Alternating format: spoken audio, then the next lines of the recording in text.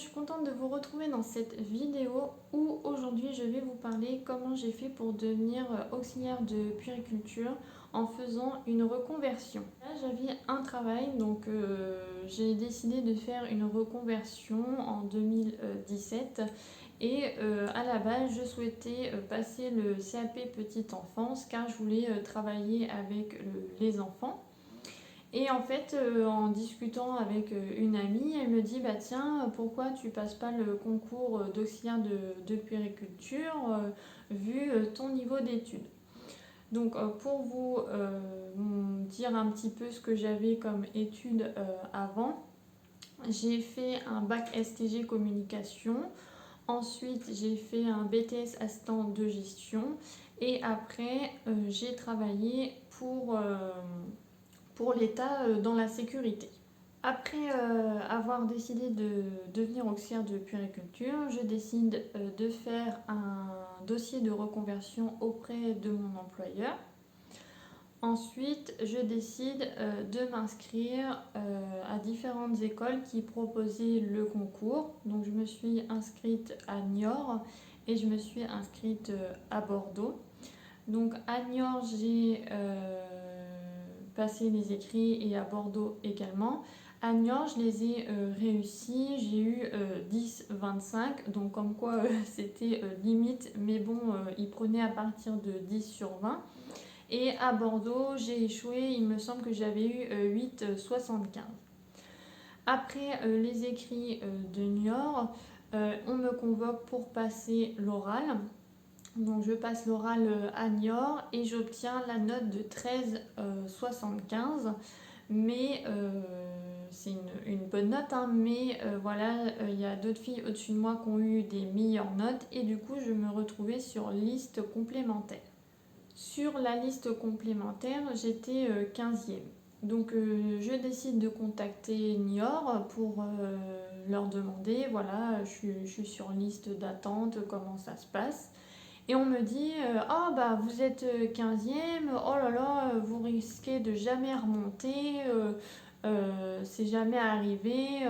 En gros, voilà, on me disait que c'était peine perdue, que fallait pas que je m'attende à rentrer à l'école de Niort. J'étais inscrite sur un groupe Facebook, donc une page qui était dédiée justement au concours d'auxiliaire de puériculture. Et j'avais vu passer un petit mot comme quoi il y a des écoles déficitaires qui accueillaient justement des auxiliaires de puériculture. En fait, des écoles déficitaires, ça va être des écoles où il y a des places pour des filles qui vont être sur liste complémentaire. Et du coup, je décide d'écrire, enfin de contacter l'école.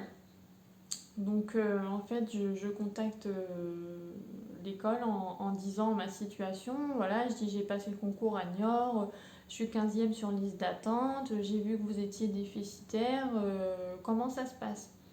Donc on me dit d'envoyer un mail avec une lettre de motivation, un CV et mes notes que j'ai eues à Niort. Donc je m'exécute, j'envoie ça.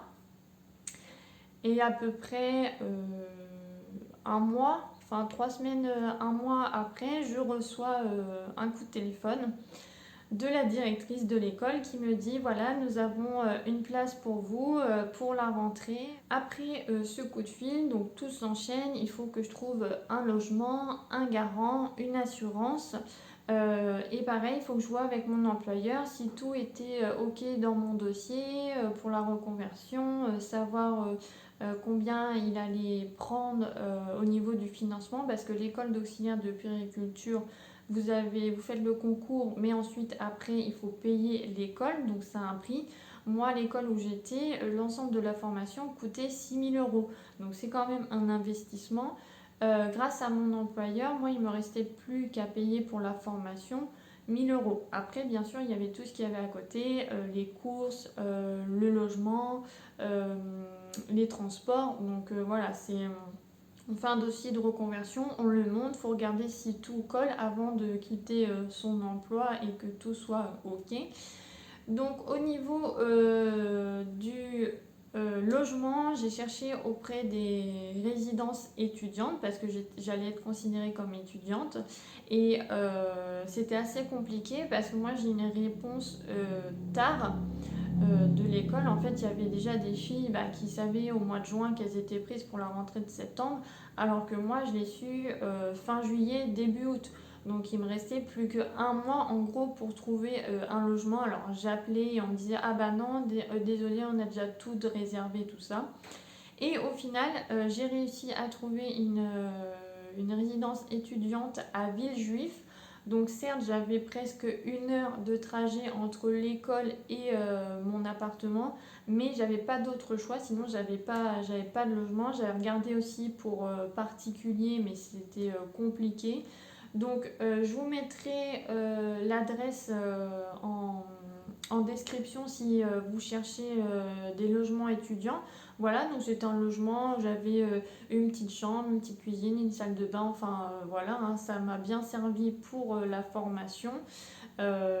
Ensuite, il me fallait un garant, donc je voulais pas que mes parents se portent garant pour mon appartement, donc j'ai fait appel à un organisme. Donc pareil, je vous le mettrai dans la description, comme ça si vous avez besoin, vous pourrez vous orienter vers eux. Et en assurance, j'ai pris la même assurance que mon appartement en Nouvelle-Aquitaine. La rentrée à mon école était le 4 septembre. Je tenais quand même à vous informer que le 26 août, on m'appelle pour me dire oui, bonjour, c'est l'école de Niort, c'est pour vous dire que vous êtes remonté dans la liste et que du coup nous avons une place pour vous. Et on vous informe que la rentrée est le 28 août. Alors je peux vous dire... Alors j'étais contente parce que bon, j'étais remontée et au final j'aurais pu aller à l'école de Niort. La rentrée dans 2 jours, comment dire, j'étais en travail donc c'était un petit peu impossible de s'organiser pour rentrer. Et de toute façon, au final, avec mon employeur, on avait déjà tout mis en marche pour que je fasse ma formation à Paris. Donc voilà, j'ai décliné l'offre à Niort. Et je pense que c'était un mal pour un bien. Parce que à la base, si j'allais à Niort, je voulais revenir chez moi en Nouvelle-Aquitaine. Voilà, j'étais à peu près à 1 heure de Niort. Et je voulais faire l'aller-retour le matin et le soir. Et que à Paris, j'y allais la semaine et je revenais le week-end. Donc je voulais fonctionner comme ça, mais je pense qu'à la longue, faire les allers-retours, j'aurais pas été concentrée, j'aurais été fatiguée et donc je me dis j'aurais peut-être pas réussi ma formation d'auxiliaire de puériculture. Donc au final, je suis bien contente d'avoir été à Paris. Ça m'a fait du bien de changer d'air, de découvrir autre chose. Voilà, Paris, j'avais jamais été y vivre et y faire une formation, donc c'était plutôt positif. Je voulais vous dire du coup 2 applications qui m'ont bien servi pendant que j'étais en stage à Paris. En fait, j'ai bien utilisé Google Maps. Donc voilà, vu que déjà je connaissais pas Paris, pour me rendre à l'école, pour savoir quel transport je devais prendre entre mon logement et l'école, c'était pratique. Bon, après, quand on a l'habitude de les prendre, voilà. Mais aussi, ce qui était super, c'est que pour aller en stage, voilà, on avait plusieurs stages à faire et on ne connaît pas Paris par cœur. Donc, du coup, je pouvais mettre sur mon téléphone le lieu de départ de chez moi jusqu'au lieu de stage et il me mettait quel transport je pouvais prendre et du coup combien de temps je mettais. Par exemple, pour aller de mon appartement à l'école, je savais que déjà j'avais un bus à prendre, que j'avais 2 trams à prendre. Pareil, quand vous avez des accidents de tram, des pannes ou de la neige, comme moi que j'ai eu à Paris quand j'y étais, vous avez une indication qui vous dit que vous pouvez prendre cet autre itinéraire. Donc c'est pratique parce que du coup vous avez comme un plan B. Donc c'est bien. Et comme je vous disais, vous avez donc les noms des arrêts de bus, vous avez les horaires à laquelle ils passent. Donc franchement c'est super pratique. Deuxième application que j'avais aussi, c'était l'application de SNCF. Donc moi, je rentrais tous les week-ends en Nouvelle-Aquitaine. Donc je pouvais directement sur mon téléphone prendre mon billet de train pour la journée ou la veille. C'est souvent ce que je faisais. Voilà, je prenais mon billet, j'avais juste à le scanner en passant. Comme ça, je perdais pas de temps. Parce que surtout que des fois, je sortais de l'école, je courais pour prendre le métro et ensuite pour aller prendre le train. Il y a des fois, je vous dis, quand c'est Paris et que c'est l'heure de pointe, le monde qu'il y a dans le métro, mais c'est une horreur. Donc voilà, on ne perd pas son temps à chercher son billet, à en prendre un. On a notre billet sur notre téléphone, on le scanne et on passe. Voilà. C'est rapide. Pareil, on nous dit sur notre téléphone s'il y a un retard ou s'il est annulé. Donc comme ça, on est directement au courant. Et aussi, j'ai oublié, il y a une troisième application que j'utilisais et qui franchement peut nous sauver aussi la vie, c'est les Uber. Donc c'est vrai que c'est bien pratique parce que par exemple, il y a 2 fois où je me suis retrouvée un peu dans la mouise, où je suis restée le soir tard à Paris, notamment une fois où j'étais à Disney. Et en fait, il n'y avait plus à l'endroit où j'étais de passage de bus ou de tram. En fait, à une certaine heure, à certains endroits, il n'y a plus de transport. Et donc du coup, tu te dis mince, comment je fais pour rentrer chez moi? Et franchement, les Uber, ça a été pratique. Sur votre téléphone, voilà, vous enregistrez vos données, vous mettez en gros à quelle adresse vous allez, et vous avez en plus différents choix. Vous pouvez par exemple partager la distance avec les gens. En fait, partager le transport, par exemple, vous pouvez être 3 personnes aller au même endroit, mais par contre, vous allez peut-être attendre plus longtemps. Si vous êtes pressé, vous décidez d'être tout seul dans la voiture, vous allez peut-être payer un petit peu plus cher. Enfin voilà, l'application est bien faite.